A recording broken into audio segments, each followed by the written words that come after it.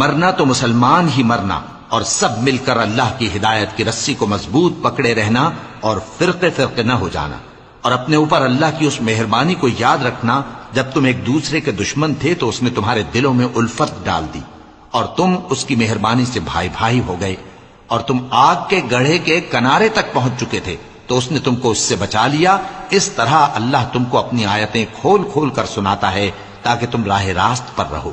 اور تم میں ایک جماعت ایسی ہونی چاہیے جو لوگوں کو نیکی کی طرف بلائے اور اچھے کام کرنے کا حکم دے اور برے کاموں سے منع کرے، یہی لوگ ہیں جو کامیاب ہیں۔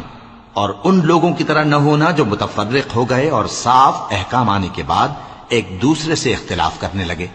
یہ وہ لوگ ہیں جن کو قیامت کے دن بڑا عذاب ہوگا، جس دن بہت سے منہ سفید ہوں گے اور بہت سے سیاہ۔ تو جن لوگوں کے منہ سیاہ ہوں گے ان سے اللہ فرمائے گا، کیا تم ایمان لا کر کافر ہو گئے تھے؟ سو اب اس کفر کے بدلے عذاب کے مزے چکھو۔ اور جن لوگوں کے منہ سفید ہوں گے وہ اللہ کی رحمت کے باغوں میں ہوں گے اور ان میں ہمیشہ رہیں گے۔ یہ اللہ کی آیتیں ہیں جو ہم تم کو ٹھیک ٹھیک پڑھ کر سناتے ہیں، اور اللہ اہل عالم پر ظلم نہیں کرنا چاہتا، اور جو کچھ آسمانوں میں اور جو کچھ زمین میں ہے سب اللہ ہی کا ہے، اور سب کاموں کا انجام اللہ ہی کی طرف ہے۔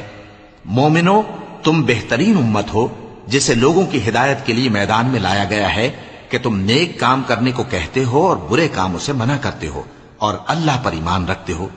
اور اگر اہل کتاب بھی ایمان لے آتے تو ان کے لیے بہت اچھا ہوتا، ان میں ایمان لانے والے بھی ہیں لیکن تھوڑے اور اکثر نافرمان ہیں۔ یہ تمہیں خفیف سی تکلیف کے سوا کچھ نقصان نہیں پہنچا سکیں گے، اور اگر تم سے لڑیں گے تو پیٹ پھیر کر بھاگ جائیں گے، پھر ان کو مدد بھی کہیں سے نہیں ملے گی۔ یہ جہاں نظر آئیں گے تم دیکھو گے کہ ذلت ان سے چمٹ رہی ہے، بجز اس کے کہ یہ اللہ کی پناہ میں یا مسلمان لوگوں کی پناہ میں آ جائیں۔ اور یہ لوگ اللہ کے غضب میں گرفتار ہیں اور ناداری ان سے لپٹ رہی ہے۔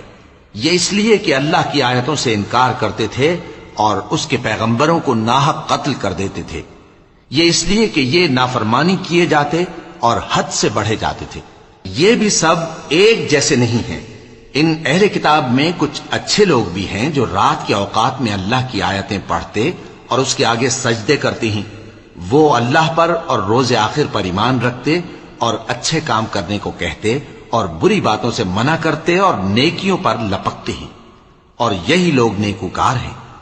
اور یہ جس طرح کی نیکی کریں گے اس کی ناقدری نہیں کی جائے گی، اور اللہ پرہیزگاروں کو خوب جانتا ہے۔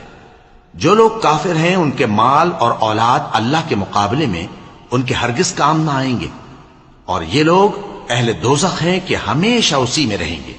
یہ لوگ جو مال دنیا کی زندگی میں خرچ کرتے ہیں اس کی مثال آندھی کسی ہے جس میں سخت سردی ہو، اور وہ ایسے لوگوں کی کھیتی پر جو اپنے آپ پر ظلم کرتے تھے چلے اور اسے تباہ کر دے۔ اور اللہ نے ان پر کچھ ظلم نہیں کیا بلکہ یہ خود اپنے اوپر ظلم کر رہے ہیں۔